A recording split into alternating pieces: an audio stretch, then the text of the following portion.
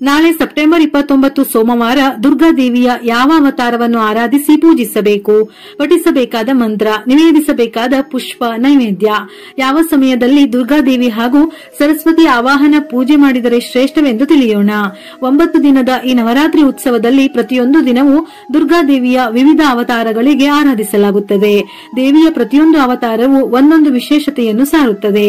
ನವರಾತ್ರಿಯ 8ನೇ ದಿನ ದುರ್ಗಾಮಾತೆಯ 9 ರೂಪಗಳಲ್ಲಿ ಒಂದಾದ ಕಾಳರಾತ್ರಿ ದೇವಿಯನ್ನು ಪೂಜಿಸಲಾಗುತ್ತದೆ. ಈ ರೂಪದಲ್ಲಿ ತಾಯಿಯು ತುಂಬಾ ರೌದ್ರ, ಉಗ್ರ ಮತ್ತು ಹಿಂಸಾತ್ಮಕ ರೂಪವಾಗಿರುತ್ತಾರೆ. ಶುಂಭ ಮತ್ತು ನಿಶುಂಭ ಎಂಬ ರಾಕ್ಷಸರನ್ನು ಕೊಲ್ಲಲು ತಾಯಿ ಪಾರ್ವತಿಯು ಕಾಳರಾತ್ರಿ ದೇವಿಯಾಗಿ ರೂಪ ತಾಳುತ್ತಾಳೆ ಎಂದು ಪುರಾಣದ ಕಥೆಗಳಲ್ಲಿವೆ.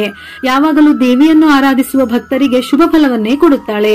ತನ್ನ ಭಕ್ತರಿಗೆ ಹೆಚ್ಚಿನ ಸಂತೋಷ ಹಾಗೂ ತೃಪ್ತಿ ಕರುಣಿಸುವಳು. ಆದ್ದರಿಂದ ಕಾಳರಾತ್ರಿ ದೇವಿಯನ್ನು ಶುಭಂಕರಿ ಎಂದು ಕೂಡ ಕರೆಯುತ್ತಾರೆ. ಈ ಅವತಾರದಲ್ಲಿ ದೇವಿಯು 3 ಭಯಾನಕ ಕಣ್ಣುಗಳನ್ನು, 4 ಕೈಗಳನ್ನು ಹೊಂದಿದ್ದಾಳೆ. ಈಕೆಯು ತನ್ನ ಮೇಲಿನ ಬಲಗೈಯಲ್ಲಿ ವರದ ಮುದ್ರೆಯನ್ನು, ಕೆಳಗಿನ ಬಲಗೈಯಲ್ಲಿ ಅಭಯ ಮುದ್ರೆಯನ್ನು ಹೊಂದಿರುತ್ತಾಳೆ. ಎಡಭಾಗದಲ್ಲಿರುವ ಒಂದು ಕೈಯಲ್ಲಿ ಕಬ್ಬಿಣದ ಮುಳ್ಳುಗಳಂತಿರುವ ಆಯುಧವನ್ನು, ಇನ್ನೊಂದು ಕೈಯಲ್ಲಿ ಖಡ್ಗವನ್ನು ಹಿಡಿದುಕೊಂಡು ಕತ್ತೆಯ ಮೇಲೆ ಸವಾರಿ ಮಾಡಿ ಬರುತ್ತಾಳೆ. ಘೋರ ಕಪ್ಪು ಮೈಬಣ್ಣವನ್ನು ಹೊಂದಿದ್ದು ಈಕೆ ಬಿಚ್ಚಿದ ದಟ್ಟ ಕೂದಲು, ಕೊರಳಲ್ಲಿ ರುಂಡಮಾಲೆ, ಬಾಯಲ್ಲಿ ಉರಿಯುವ ಬೆಂಕಿಯನ್ನು ಹೊಂದಿರುತ್ತಾಳೆ.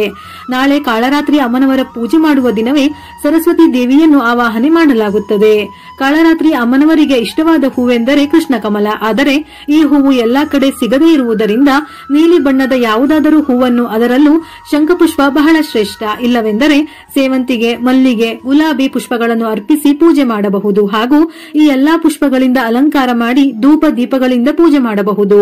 ನವರಾತ್ರಿಯ 8ನೇ ದಿನ ಕಾಳರಾತ್ರಿ ದೇವಿಯ ಆರಾಧನೆ ಮಾಡಲು ಬೆಳಿಗ್ಗೆ ಬ್ರಹ್ಮ ಮುಹೂರ್ತ, ಬೆಳಗಿನ ಜಾವ 4:33 5:21 ಅಭಿಜಿತ್ ಮುಹೂರ್ತ, ಬೆಳಿಗ್ಗೆ 11:46 ಮಧ್ಯಾಹ್ನ 12:34 ಅಮೃತ ಕಾಲ, ಬೆಳಿಗ್ಗೆ 11:15 ಪ್ರಾರಂಭವಾಗಿ ಸೆಪ್ಟೆಂಬರ್ 30 ಬೆಳಗಿನ ಜಾವ 1:01 ಮುಕ್ತಾಯವಾಗುತ್ತದೆ.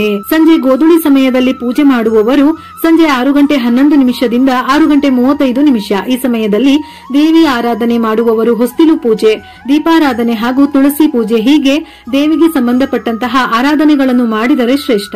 ನಾಳೆ ವಿಶೇಷವಾಗಿ ದೀಪಾರಾಧನೆ ಮಾಡುವಾಗ ದೀಪಕ್ಕೆ ಸ್ವಲ್ಪ ಕುಂಕುಮವನ್ನು ಸೇರಿಸಿ ದೀಪಾರಾಧನೆ ಮಾಡಿದರೆ ಬಹಳ ಶ್ರೇಷ್ಠ. ಇದರಿಂದ ಸಂಪತ್ತು ವೃದ್ಧಿಯಾಗಿ ಸುಖ ಸಂತೋಷ ನೆಲೆಸುತ್ತದೆ. ನಾಳೆ ದೇವಿಗೆ ಬೆಲ್ಲವನ್ನು ನೈವೇದ್ಯಕ್ಕೆ ಇಡಬೇಕು ಅಥವಾ ಬೆಲ್ಲದಿಂದ ಮಾಡಿರುವ ಯಾವುದಾದರೂ ಸಿಹಿಯನ್ನು ಅರ್ಪಿಸಬಹುದು. ನಾಳೆ ವಿಶೇಷವಾಗಿ ಸರಸ್ವತಿ ಆವಾಹನೆಯೂ ಇರುವುದರಿಂದ ಕಾಯಿ ಒಬ್ಬಟ್ಟು, ಬೇಳೆ ಒಬ್ಬಟ್ಟು, ಬೆಲ್ಲದ ಅನ್ನ ಇವುಗಳನ್ನು ತಯಾರಿಸಿ ನೈವೇದ್ಯವಾಗಿ ಪೂಜೆಗೆ ಅರ್ಪಿಸಬಹುದು.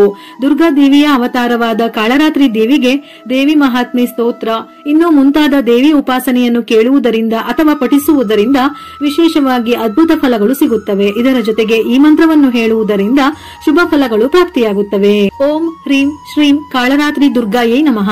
ಇಲ್ಲವಾದರೆ ಜಯತ್ವಂ ದೇವಿ ಚಾಮುಂಡೆ ಜಯ ಭೂತಾಪಹಾರಿಣಿ ಜಯ ಸರ್ವಗತೆ ದೇವಿ ಕಾಳರಾತ್ರಿ ನಮೋಸ್ತುತೆ. ಈ ಮಂತ್ರಗಳನ್ನು 21 ಬಾರಿ ಅಥವಾ 108 ಸಾರಿ ಪಠಿಸಬೇಕು. ತಾಯಿ ಕಾಳರಾತ್ರಿಯು ಶನಿಗ್ರಹದ ಅಧಿಪತಿ. ಆಕೆ ಜನರು ಮಾಡಿರುವ ಕೆಡುಕು ಹಾಗೂ ಒಳಿತನ್ನು ನೋಡಿಕೊಂಡು ವರ ನೀಡುವಳು.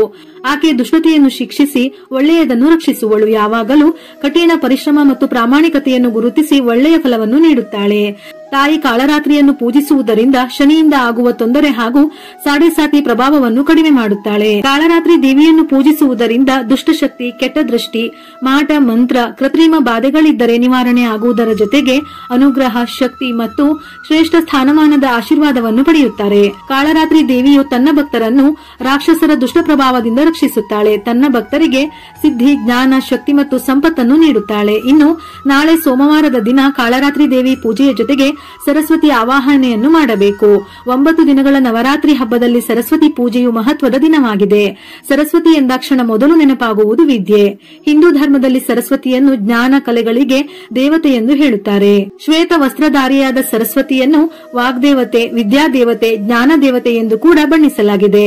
ಚತುರ್ಭುಜಳಾಗಿ ವೀಣೆಯನ್ನು ಹಿಡಿದಿರುವ ಸರಸ್ವತಿಯನ್ನು ವೀಣಾಧರೆ ಎಂದು ಕೂಡ ವರ್ಣಿಸಲಾಗುತ್ತದೆ. ಎಲ್ಲಾ ವಿದ್ಯೆಗಳಿಗೆ ಮೂಲ ಕಾರಣಳಾದ ಈ ಸರಸ್ವತಿಯನ್ನು ಎಲ್ಲರೂ ವಿದ್ಯಾರಂಭದ ಸಂದರ್ಭದಲ್ಲಿ ಪೂಜಿಸುತ್ತಾರೆ. ಮಕ್ಕಳಿಗೆ ವಿದ್ಯೆ ಕಲಿಸುವ ಮೊದಲು ಓಂ ಎಂದು ಬರೆಸಿ ನಂತರ ಪಾಠ ಶುರು ಮಾಡುವ ಪದ್ಧತಿ ಹಿಂದಿನಿಂದಲೂ ಬಂದಿದೆ. ಸರಸ್ವತಿ ಪೂಜೆಯ ದಿನ ಚಿಕ್ಕ ಮಕ್ಕಳಿಗೆ ಮೊದಲು ಅಕ್ಷರಾಭ್ಯಾಸ ಮಾಡಿಸಲು ತುಂಬಾ ಒಳ್ಳೆಯ ದಿನ. ಈ ರೀತಿ ಮಾಡುವುದರಿಂದ ನೆನಪಿನ ಶಕ್ತಿಯ ಜೊತೆಗೆ ದೇವಿಯ ಆಶೀರ್ವಾದವೂ ಸಿಗುತ್ತದೆ. ಸರಸ್ವತಿ ದೇವಿಯ ಪೂಜೆಗೆ ಪಠ್ಯ ಪುಸ್ತಕ, ಪೆನ್ನು, ಪೆನ್ಸಿಲ್, ಮಕ್ಕಳು ಓದುವಂತಹ ಪುಸ್ತಕ, ಪುರಾಣದ ಪುಸ್ತಕಗಳು, ಲ್ಯಾಪ್ಟಾಪ್ ಇನ್ನೂ ಮುಂತಾದ ವಿದ್ಯೆ ಹಾಗೂ ಕೆಲಸ ಮಾಡಲು ಉಪಯೋಗಿಸುವ ಪ್ರತಿಯೊಂದು ವಸ್ತುಗಳನ್ನು ಸರಸ್ವತಿ ಪೂಜೆಗೆ ಇಡಬೇಕು. ಸರಸ್ವತಿ ಪೂಜೆಯ ನಂತರ ಅಂದರೆ ಕೊನೆಯ ದಿನ ಪೂಜೆ ಮಾಡಿದ ಪುಸ್ತಕವನ್ನು ಸ್ವಲ್ಪ ಸಮಯವಾದರೂ ಓದಬೇಕು. ಇದರಿಂದ ಜ್ಞಾನವೃದ್ಧಿ ಹಾಗೂ ಒಳ್ಳೆಯ ಯಶಸ್ಸು ಸಿಗುತ್ತದೆ. ಈ ವರ್ಷ ಸರಸ್ವತಿ ಪೂಜೆಯು ಸೆಪ್ಟೆಂಬರ್ 29ರಂದು ಪ್ರಾರಂಭವಾಗುತ್ತದೆ. ಸೆಪ್ಟೆಂಬರ್ 29ರ ಬೆಳಗಿನ ಜಾವ 3:55 ಮೂಲಾ ನಕ್ಷತ್ರ ಆರಂಭವಾಗಿ ಸೆಪ್ಟೆಂಬರ್ 30ರಂದು ಮುಂಜಾನೆ 6:17 ಇರುತ್ತದೆ. ಮೂಲಾ ನಕ್ಷತ್ರ ಸರಸ್ವತಿ ಆವಾಹನ ಶುಭ ಮುಹೂರ್ತ ಸೆಪ್ಟೆಂಬರ್ 29ರ ಬೆಳಿಗ್ಗೆ 10:30 ಸಂಜೆ 5:06 ಪೂಜೆಯನ್ನು ಮಾಡಬಹುದು. ಈ ವಿಶೇಷ ಮುಹೂರ್ತದಲ್ಲಿ ಸರಸ್ವತಿ ಪೂಜೆಯನ್ನು ಮಾಡಿದರೆ ಒಳ್ಳೆಯ ಫಲಗಳು ಸಿಗುತ್ತದೆ. ಇದರ ಜೊತೆಯಲ್ಲಿ ಯಾ ದೇವಿ ಸರ್ವಭೂತೇಷು ವಿದ್ಯಾರೂಪೇಣ ಸಂಸ್ಥಿತಾ ನಮಸ್ತಸ್ಯೈ ನಮಸ್ತಸ್ಯೈ ನಮಸ್ತಸ್ಯೈ ನಮೋ ನಮಃ ಈ ಮಂತ್ರವನ್ನು ಸಾಧ್ಯವಾದಷ್ಟು ಬಾರಿ ಪಠಿಸಬೇಕು. ಭಕ್ತಿ ಭಾವದಿಂದ ಸರಸ್ವತಿಯ ಪೂಜೆಯನ್ನು ಮಾಡಿದವರಿಗೆ ವಿದ್ಯೆ, ಬುದ್ಧಿ ಹಾಗೂ ಎಲ್ಲಾ ಕೆಲಸ ಕಾರ್ಯಗಳಲ್ಲಿ ಯಶಸ್ಸು ಸಿಗುತ್ತದೆ. ವಿದ್ಯೆಯಿಂದ ವಿನಯ, ವಿನಯದಿಂದ ಒಳ್ಳೆಯ ಸ್ಥಾನ, ಒಳ್ಳೆಯ ಸ್ಥಾನದಿಂದ ಧನ ಸಂಪತ್ತು, ಹೀಗೆ ಎಲ್ಲವೂ ವೃದ್ಧಿಯಾಗುತ್ತದೆ. ಕಾಳರಾತ್ರಿ ದೇವಿಯನ್ನು ಆರಾಧಿಸುವುದರಿಂದ ಮಾನಸಿಕವಾಗಿ ಶಾಂತಿ, ನೆಮ್ಮದಿ ನೆಲೆಸುತ್ತದೆ. ಭಯ ನಿವಾರಣೆಯಾಗಿ ಸರ್ವ ರೋಗಗಳು ಶಮನವಾಗುತ್ತವೆ. ವಿಡಿಯೋ ಇಷ್ಟ ಆಗಿದ್ದಲ್ಲಿ ಮರೆಯದೆ ಲೈಕ್ ಕೊಟ್ಟು ನಿಮ್ಮವರಿಗೆ ಶೇರ್ ಮಾಡಿ. ಇದೇ ರೀತಿಯ ಮನಮುಟ್ಟುವ ಉಪಯುಕ್ತ ಮಾಹಿತಿಗಳಿಗಾಗಿ ಮತ್ತೆ ಭೇಟಿಯಾಗೋಣ.